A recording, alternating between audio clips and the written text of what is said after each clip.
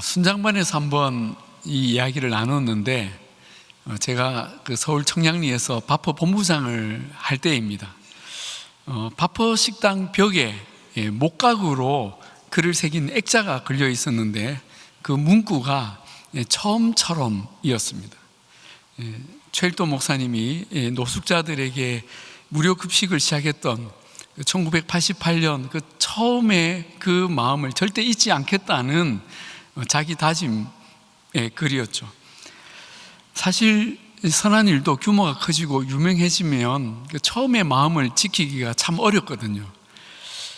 바퍼 식당은 노숙자 또 독거노인들이 매일 700에서 1000명 정도 이렇게 왔었고, 봉사자도 여러 교회와 기업들에서 매일 30-40명이 와서 봉사를 했습니다. 그 봉사자 중에는 매달 정기적으로 오는 그 기업 봉사팀들도 있었는데, 그 팀 중에 하나가 진로 하이트 회사의 직원들이었습니다.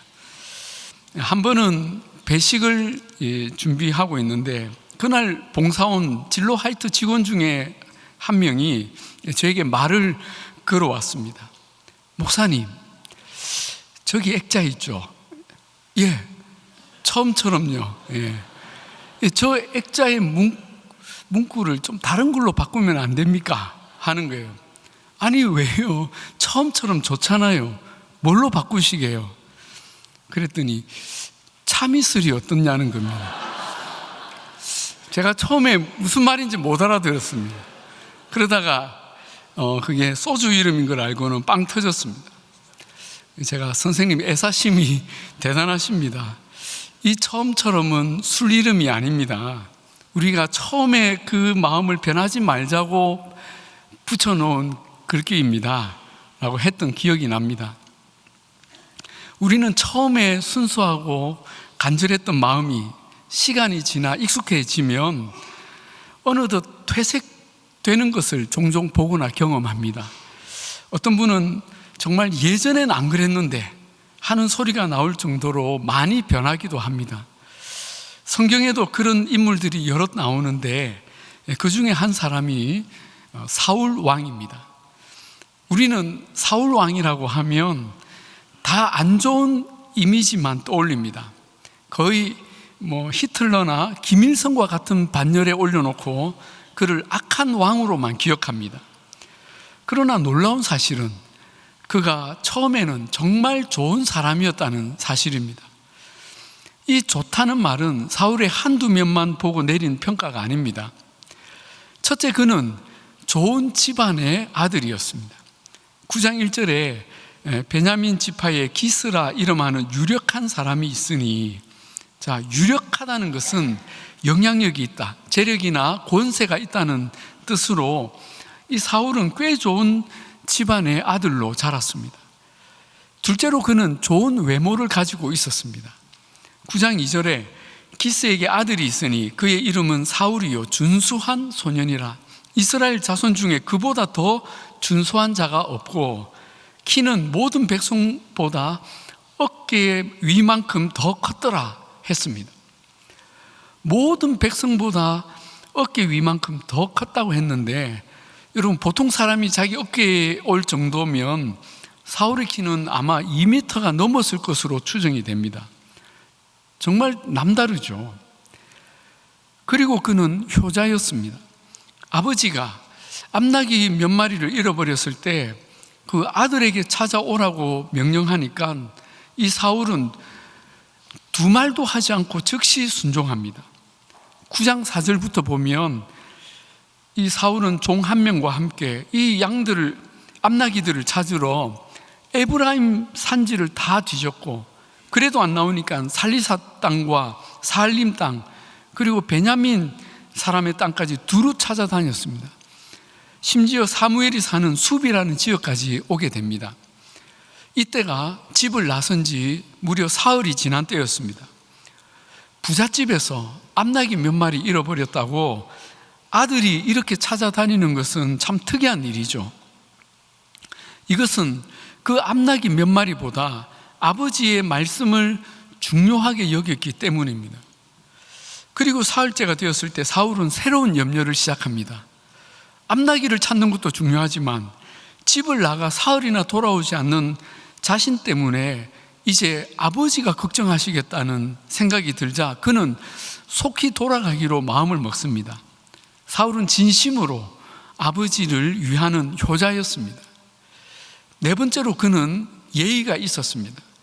암염소를 찾던 중에 이제 도움을 구하려고 사무엘 선지자의 집으로 갈 때 사울은 우리가 하나님의 사람에게 가면서 어찌 빈손으로 가겠냐고 드릴 선물을 고민하였습니다. 또 사울은 성령 충만했던 사람입니다.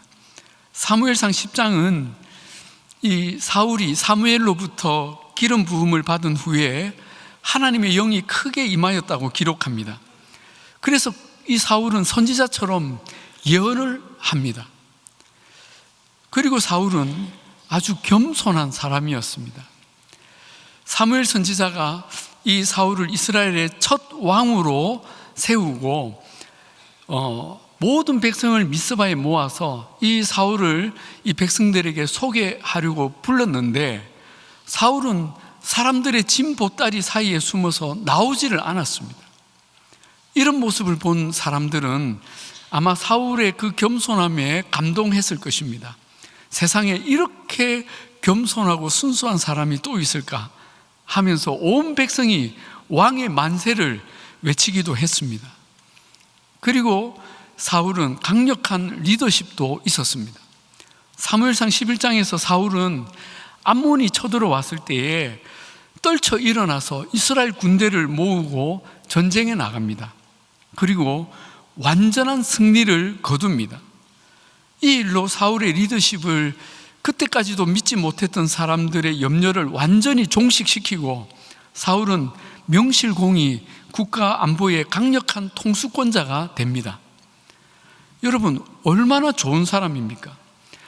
사울은 그의 가문이나 성품, 외모, 영성, 능력에 있어서 모든 사람들의 기대 이상이었습니다. 이스라엘은 이렇게 좋은 사람을 왕으로 모셨으니 이제 불행 끝 행복 시작이다. 이제 우리나라는 강해지고 부유해질 것이다. 그런 기대로 가득했을 것입니다. 그러나 이스라엘이 놓치고 있었던 중요한 사실 한 가지가 있었습니다. 그것은 사람이 얼마나 믿을 수 없는 연약한 존재인가 하는 것입니다. 사울은 왕이 되기 전까지 그렇게 좋은 사람일 수 없었습니다. 그러나 그가 왕이 되고 사람들에게 절대적인 신망과 복종을 받게 되자 그 순수하고 반듯했던 마음도 조금씩 변질되기 시작했습니다. 그는 자신의 탁월함과 권세와 경험을 하나님보다 더 의지하기 시작했고 어느덧 하나님께 묻지도 않고 자기의 생각을 따라 경솔하고 교만하게 행동하기 시작했습니다. 그가 본격적으로 하나님의 뜻을 거역한 일은 왕위에 오른 지 2년째 때 일어났습니다. 사울은 어느 날 자기 군사 3,000명을 데리고 블레셋 수비대를 의도적으로 공격해서 위기 상황을 만들었습니다. 즉 먼저 싸움을 건 것이죠. 그리고 지금 전쟁이 날 것 같으니 군대가 모여야 한다고 이스라엘의 군대를 소집합니다. 그런데 사울은 이 일을 벌이기 전에 하나님께 묻거나 기도하지 않았습니다. 한편 사울의 의도대로 이 블레셋은 군대를 모아서 이스라엘을 치기 위해 믹마스라는 곳에 다 모였습니다. 그런데 그 블레셋 군대의 규모가 상상을 초월했습니다. 병거가 3만, 마병이 6천, 병사들은 해변에 모래같이 많았다고 합니다. 이것은 이전에 보지 못했던 엄청난 규모였습니다. 아마도 블레셋은 이스라엘이 근래 왕을 세우고 암몬과도 싸워서 이겼다는 소식을 들은 이후로 그동안 은밀히 전쟁을 준비했던 것 같습니다. 그런데 아니나 다를까 2년 만에 이스라엘이 자기들을 공격해 온 것이죠. 그러니 블레셋은 이참에 결판을 봐야겠다는 마음으로 전면전으로 대응을 한 것입니다. 결국 사울 왕은 이스라엘의 그 수십 년간의 평화를 깨뜨리고 나라를 전쟁의 위기로 몰아넣은 외환죄를 저지른 것입니다. 그리고 이스라엘 군사들은 적의 규모에 기가 질리죠. 싸워보기도 전에 이스라엘 백성들은 굴과 수풀과 바위 틈, 웅덩이 같은 곳에 숨기 바빴습니다. 심지어 어떤 백성들은 요단강을 건너서 갓과 길라 땅으로 피난을 가기도 했습니다. 사태가 이쯤 되자 사울 왕은 그제서야 이 위기를 깨닫고 사무엘 선지자에게 도움을 요청합니다. 뒤늦게 하나님의 개입을 요청한 것이죠. 사무엘은 그때 길갈에 있었기 때문에 전령을 보내어서 이 사무엘 선지자를 데려오려면 적어도 7일의 시간이 걸렸습니다. 그런데 이 사무엘 선지자가 오기로 한 그 이래를 기다렸으나 사무엘은 나타나지를 않았습니다. 지금 한시가 급한데 사무엘이 정한 날짜에 그날 오후까지도 나타나지 않으니까 사울 왕은 안절부절 못하다가 결국 왕으로서는 절대 해서는 안 되는 일을 저지릅니다. 바로 제사장이 집례해야 할 화목 제사를 자기가 집례해서 드린 것입니다. 그는 하나님께 드리는 제사를 상황을 이유로 자기 방식으로 위법하게 드린 것입니다. 그는 하나님을 신뢰하기보다 자기 생각, 자기 상황이 우선이었습니다. 그런데 이 사울의 잘못했음이 곧 드러납니다. 이 제사가 끝나자마자 왕이시여 하고 들이닥친 사람이 있었으니 바로 사무엘 선지자였습니다. 사울 왕은 황급히 사무엘을 맞이하지만 사무엘은 지금 어떤 일이 벌어졌는지 금방 상황 파악이 되었습니다. 지금 왕이 행하신 것이 무엇입니까? 무슨 일을 한 것입니까? 그러자 사울 왕은 횡설수설 변명을 늘어놓기 시작합니다. 백성들은 내게서 흩어지고 당신은 정한 날 안에 오지 아니하고 블레셋 사람들은 믹마스에 모였음을 내가 보았으므로 내가 이르기를 블레셋 사람들이 나를 치러 길갈로 내려오겠거늘 내가 여호와께 은혜를 간구하지 못하였다 하고 부득이하여 번제를 드렸나이다. 모든 상황이 절박했고 어쩔 수 없었다는 것입니다. 여러분, 사람의 진짜 믿음은 이처럼 절박한 상황일 때 드러나는 것이죠. 사울은 믿음보다는 인간적인 방법을 선택한 것입니다. 사무엘은 굳은 표정으로 사울 왕이 무슨 짓을 했는지 하나님의 판결을 일러줍니다. 왕이 망령되이 행하였도다. 왕이 왕의 하나님 여호와의 명령을 지키지 아니하였도다. 만일 지켰더라면 여호와께서 이스라엘 위에 왕의 나라를 영원히 세우셨을 것이거늘 이제는 왕의 나라가 길지 못할 것입니다. 사울 왕 스스로 자신의 재위 기간을 단축시켰음을 선고했습니다. 그리고 이어서 아주 충격적인 예언을 합니다. 왕이 하나님의 명령을 지키지 아니하였으므로 하나님이 그의 마음에 맞는 사람을 구하여 백성의 지도자로 삼으셨느니라. 즉 사울의 왕위는 당대에 끝날 것이고 하나님은 새로운 왕을 이미 정하셨다는 말입니다. 이 말을 전하고 사무엘은 길갈로 돌아가 버립니다. 이후에 사울 왕은 이 전쟁에서 큰 어려움을 겪다가 14장에 가서 정말 하나님의 도우심으로 극적으로 겨우 해결을 얻습니다. 그런데 참 이상한 것은 이런 하나님의 심각한 경고를 받았음에도 사울 왕은 그 후로 한마디의 회개도 하지 않았다는 것입니다. 자기는 잘못한 것 없고 끝까지 어쩔 수 없었다고 자기 입장을 이렇게 바꾸지 않습니다. 그리고 더 이상한 것은 사울 왕이 그 후로도 계속 잘 나갔다는 것입니다. 14장 47절부터 보면 사울 왕의 업적이 나옵니다. 사울이 이스라엘 왕위에 오른 후에 사방에 있는 모든 대적 곧 모압과 암몬 자손과 에돔과 소바의 왕들과 블레셋 사람들을 쳤는데 향하는 곳마다 이겼고 용감하게 아말렉 사람들을 치고 이스라엘을 그 약탈하는 자들의 손에서 건졌더라. 아니, 하나님이 버리셨다고 했는데 어떻게 가는 곳마다 승승장구하는 겁니까? 우리는 그 이유를 다 알 수 없습니다. 그러나 분명한 것은 사울 왕의 승승장구는 자신의 회개할 마음과 기회를 더 멀어지게 만들었다는 것입니다.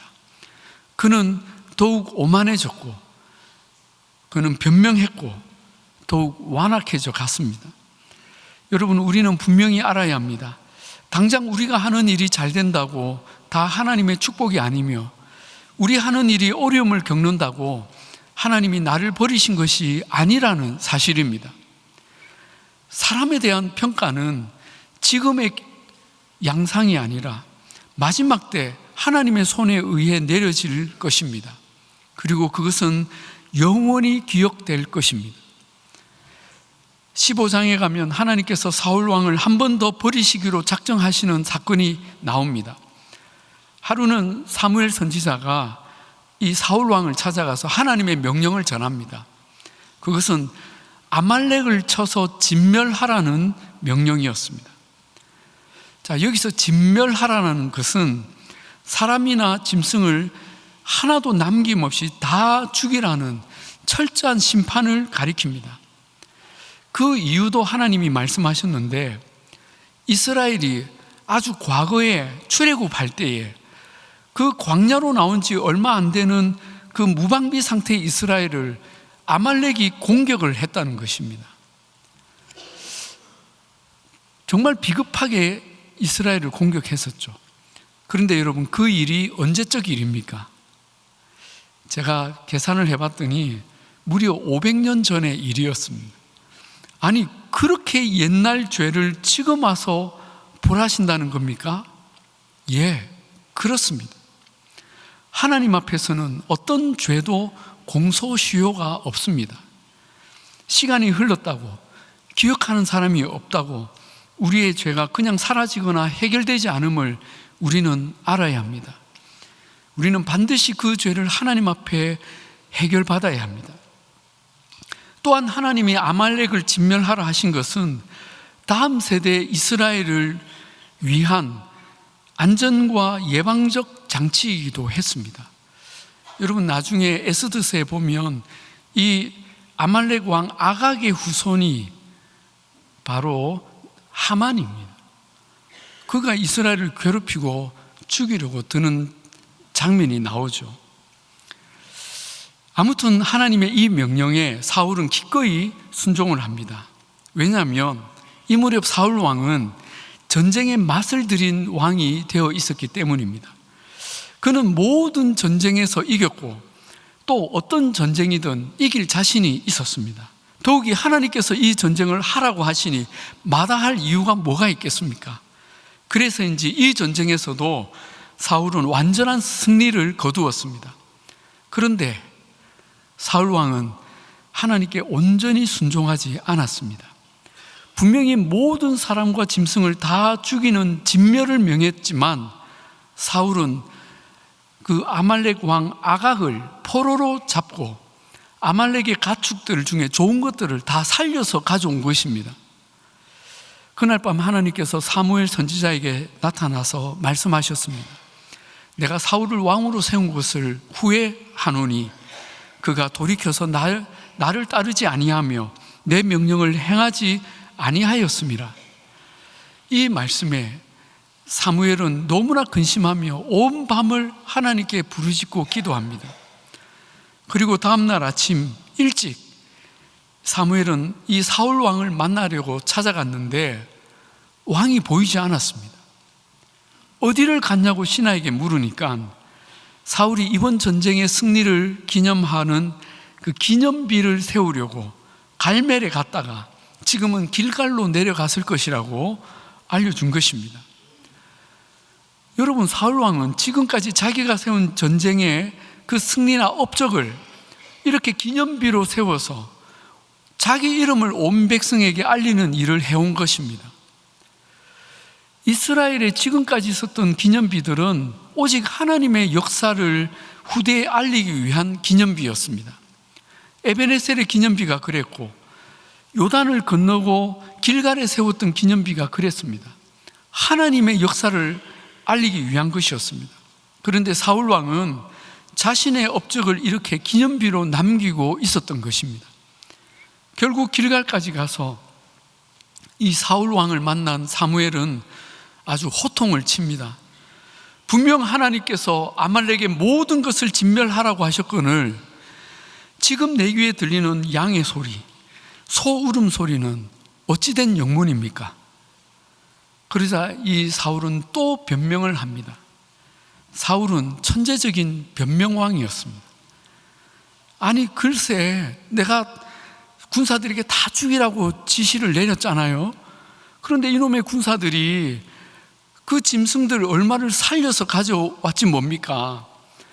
그런데 그 짐승들을 보니까 얼마나 상태가 좋은지 갑자기 이 짐승들로 하나님께 제사를 드리면 좋겠다는 생각이 든 것입니다.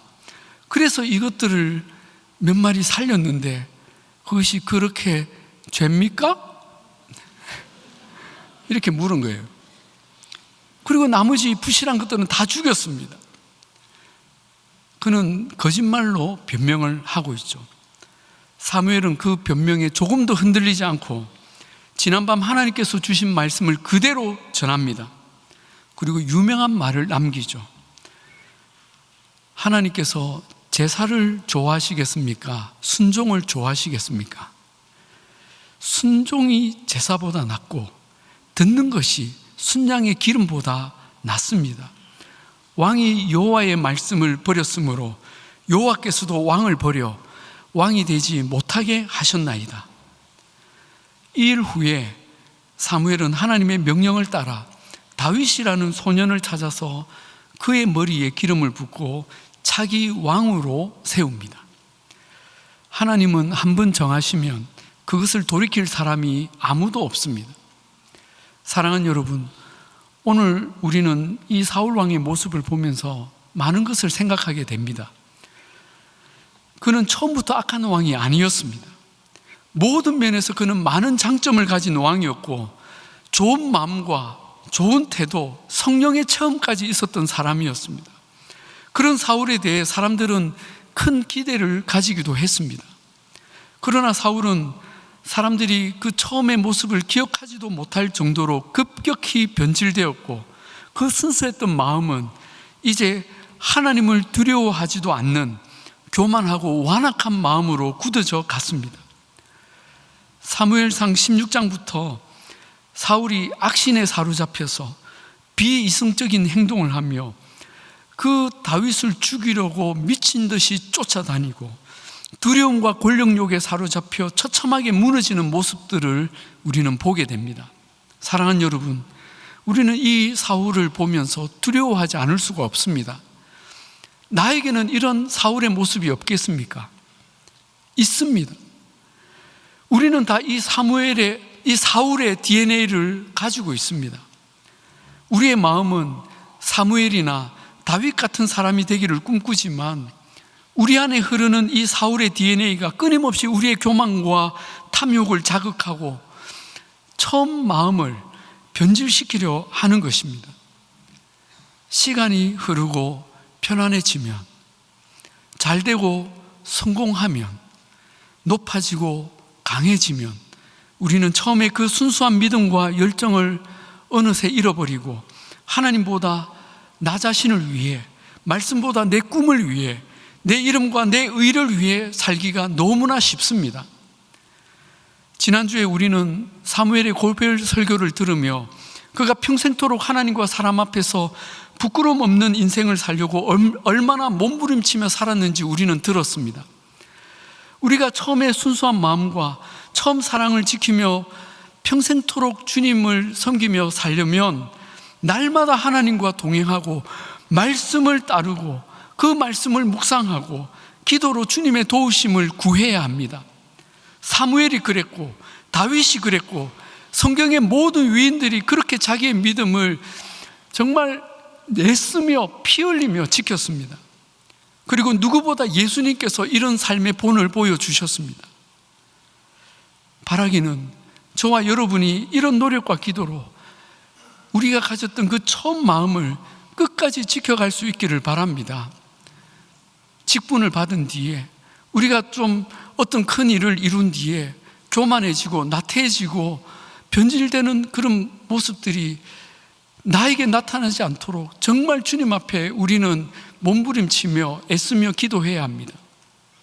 제가 언젠가 어느 목사님이 매일 아침에 출근하면 자기 책상 앞에 써붙여 놓은 기도문을 읽으며 기도한다는 그 이야기를 들었는데, 그 기도문을 제가 보고 큰 감명을 받았던 적이 있습니다. 오늘 그 기도문을 여러분과 함께 나누면서 이 말씀을 마치도록 하겠습니다. 하나님, 서투른 아마추어 같은 삶을 살아가게 하소서. 처음 보는 하늘이듯 그 하늘을 바라보게 하소서. 처음 만났던 그 감격으로 주님을 보게 하소서. 내가 처음 사랑했던 그 여인을 처음 그렇게 바라보던 그 눈초리로 그렇게 내 아내를 보게 하소서. 처음 들어서는 예배당이듯 그 설레임으로 예배당에 앉게 하소서.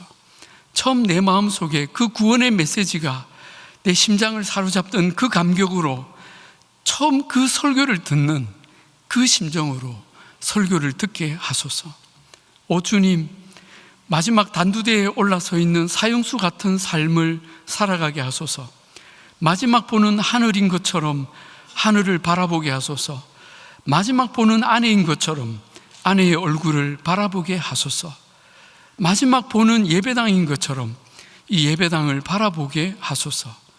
마지막 듣는 설교인 것처럼 이 설교를 듣게 하소서.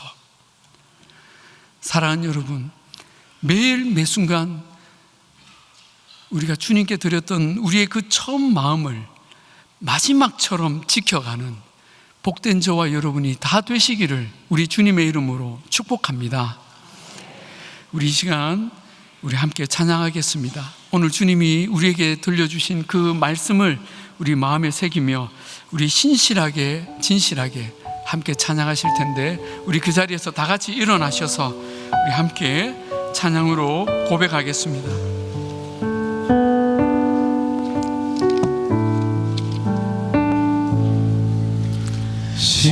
진실하게